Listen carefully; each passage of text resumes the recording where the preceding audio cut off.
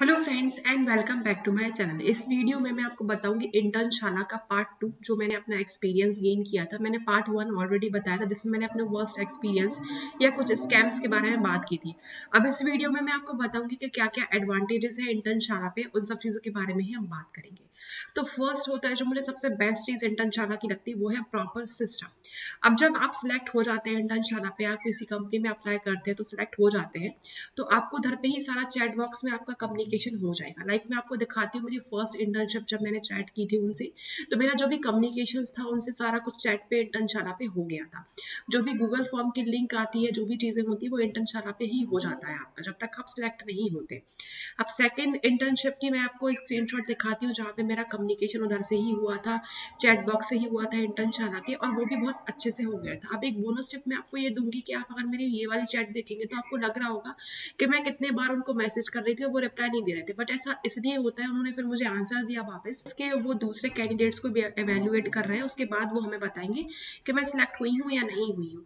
तो आपको थोड़ा सा पेशेंस रखना पड़ेगा, इसलिए मैंने आपको पहली वीडियो में भी कहा था पार्ट 1 में कि जब आप अप्लाई करते हैं तो आप सिर्फ एक ही कंपनी के भरोसे मत बैठिए कि आपने इसमें अप्लाई कर दिया तो अब आप उसके भरोसे बैठे रहे, अब दूसरी कंपनी में भी अप्लाई करना, टास्क कंप्लीट करना स्टार्ट कर दे। तो आपको ये चीज़ करनी पड़ेगी, क्योंकि मैं ये चीज़ समझती हूँ, फिर मुझे भी ये चीज़ याद आई कि सिर्फ मैं ही एक कैंडिडेट नहीं हूँ जिसने सिर्फ अपना एप्लीकेशन फॉर्म डाला होगा, जिसने टास्क कंप्लीट किया होगा। ऐसे बहुत सारे स्टूडेंट्स रहते हैं जिन्होंने अप्लाई किया होगा, तो उनको इवेल्युएट करना पड़ता है। अब जैसे ही उनका वो काम होता है तो फिर वो, अब उन्होंने मुझे मैसेज किया था कि जो एचआर है वो आपसे कांटेक्ट करेंगी, आपकी मीटिंग होगी आपके साथ, वो मीटिंग का टाइम भी फिक्स करते हैं। अगर आप उस टाइम पे बिजी हैं तो आप उनसे वो भी कह सकते हैं। तो सब कुछ प्रॉपर सिस्टम होता है, जब तक आप सिलेक्ट नहीं हो जाते तो सब कुछ एक प्रॉपर सिस्टम में काम होता है। तो वो मुझे सबसे बेस्ट बात लगती है इंटर्नशाला की। सेकंड है स्टाइफन। अब जो भी कंपनीज होती है वो सारा अपना स्टाइफन या सैलरी के लिए भी, अगर आप जॉब के लिए भी अप्लाई कर रहे होंगे तो उधर पे मेंशन करके रखती है। अब आपको मैंने फर्स्ट वीडियो में ऑलरेडी बताया था कि जो कुछ कुछ कंपनीज होती है वो फेक स्टाइफन दे के रखती है, बट वो ऐसी 10% कंपनीज होती है, 5% कंपनीज होती है जो फेक डिस्क्रिप्शन या फेक स्टाइफन दे के रखती है। जब मैंने भी अप्लाई किया था तो मुझे ऐसे स्कैम्स हुए थे मेरे साथ, बट वो ऐसी बहुत कम कंपनीज थी, ऐसी सिर्फ 5 या 6 कंपनीज थी जिन्होंने मेरे साथ ऐसा किया था। तो ऐसा रेशियो बहुत कम होता है, और बाकी जो कंपनीज होती है वो आपको रियल स्टाइफन दे के रखती है। एट द सेम टाइम आप इसको कैसे क्रॉस चेक कर सकते हैं, आप इसको इस तरीके से भी क्रॉस चेक कर सकते हैं, जो नई कंपनीज होती है वो स्टाइफन नहीं देती आपके लिए, जो अभी अभी ओपन हुई है। फॉर एग्जाम्पल जैसे अभी 2023 चल रहा था, जो जो कंपनी 2023 में ओपन हुई होगी उसका कम चांसेस होते हैं कि वो आपको स्टाइफन दे।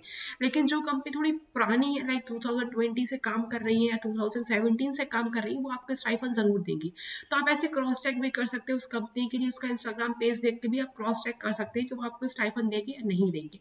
बट ऐसा बहुत बार होता है कि आपको स्टाइफन मिलेगा, ऐसी बहुत कम कंपनीज होती है जो आपको स्टाइफन नहीं देती है और वो फेक डिस्क्रिप्शन देके रखती है। थर्ड चीज जो मुझे सबसे अच्छी लगती है इंटर्नशाला की वो होती है रेज्यूम। अगर आप एक बार एप्लीकेशन फॉर्म फिल करते हैं, अपना पोर्टफोलियो वगैरह आप एक बार अटैच कर देते हैं, जो मैंने ऑलरेडी वीडियो में बताया हुआ है कैसे आपको इंटर्नशाला पे रजिस्टर करना है, क्योंकि वही आपका एक प्रॉपर रेज्यूम बन जाता है इंटर्नशाला पे, आप अपना पोर्टफोलियो वगैरह सब कुछ अटैच कर देते हैं। तो अगर आप इंटर्नशाला पे एक बार अपना सब कुछ अच्छे से मेंशन कर देते हैं तो वो आपका रेज्यूम के जैसे काम करता है।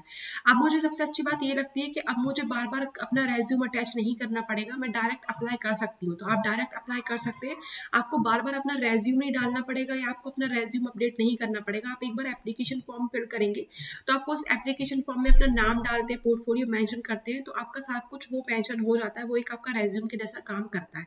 तो आपको उसको ध्यान से भरना रहेगा, उसके डिस्क्रिप्शन बॉक्स में मैं आपको लिंक दे दूंगी, क्योंकि मैंने भी वो बहुत ध्यान से भरा हुआ था।